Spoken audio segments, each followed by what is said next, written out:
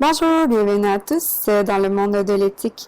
Aujourd'hui, je vais vous parler d'un dilemme éthique en santé puisque je suis infirmière.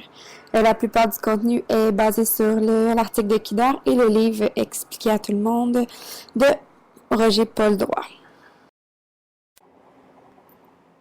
Où sont les limites de la science? Menace-t-elle de modifier radicalement l'existence humaine? C'est sur quoi que je me base pour vous présenter aujourd'hui mon dilemme éthique qui est dans un contexte hospitalier en sciences de la santé. Bien que l'éthique touche un vaste domaine d'intervention, aujourd'hui je vais vous parler plus principalement de la bioéthique. Mon dilemme éthique se passe à l'hôpital. Par souci de confidentialité, les noms ont été modifiés.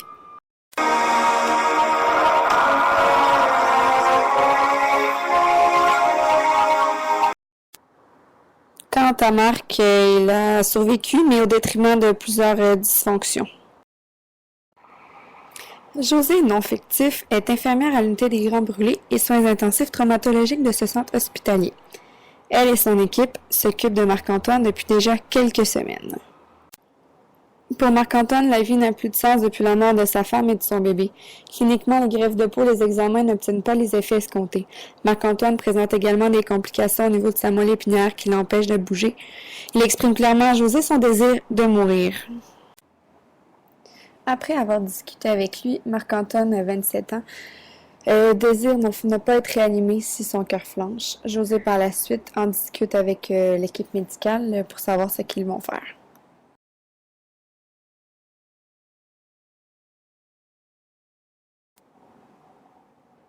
En utilisant la méthodologie expliquée dans les lectures de Kidar et de Roger-Paul Drouin, José analyse les décisions possibles en appliquant soit l'éthique des conséquences axée sur les résultats, l'éthique du devoir qui est plus axée sur les règles et l'éthique de la vertu qui est axée sur les sentiments.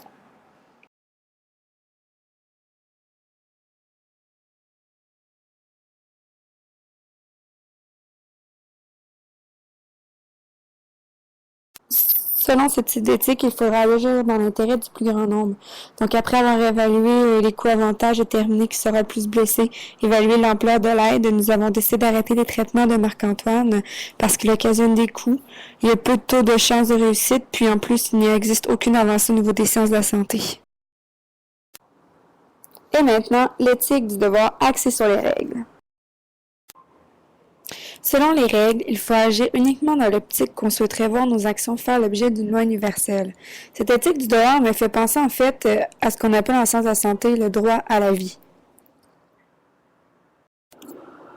En fait, pour m'expliquer selon l'éthique du devoir, dans ce cas, José devrait exiger à l'équipe médicale que Marc-Antoine recevra toutes les manœuvres nécessaires pour le maintenir en vie.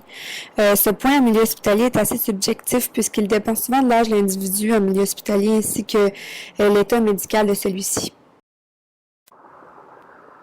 En fait, pour faire une petite parenthèse, pour les infirmières, l'éthique du devoir peut faire référence au droit à la vie qui s'applique à un code de déontologie, par rapport à l'article 342, qui vise à protéger le patient, sa sécurité physique et psychologique en tout temps, afin de faire respecter le droit à la vie.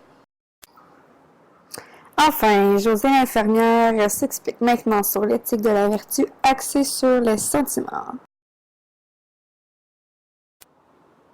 Traitez les autres comme vous aimeriez qu'on vous traite, a dit Kidar, une phrase que j'admire particulièrement. Dans ce cas, José devra imposer à l'équipe le choix de Marc-Antoine de mourir car elle a en tête le respect de son autonomie sur ses droits et les actions, dont sa mort.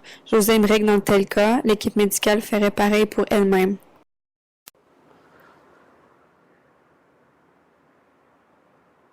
Eh oui, mais voici José. Quelle décision est la meilleure? Quelle décision ai-je choisie? Bien sûr, comme le mentionne le manuel sur l'éthique proposé par le cours, en fait, j'ai été dans l'incertitude. Alors voici ma réponse qui suit.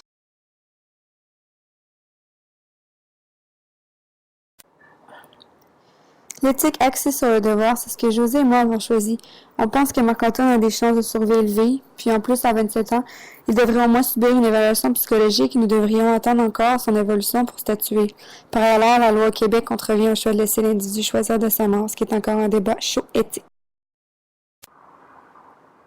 En conclusion, l'éthique n'a pas de frontières, mais selon moi, elle évolue. C'est aujourd'hui, comme mentionne Roger-Paul Drouin, que la bioéthique, la réflexion médicale et la philosophie se rencontrent. Merci beaucoup d'avoir écouté. created using Powtoon.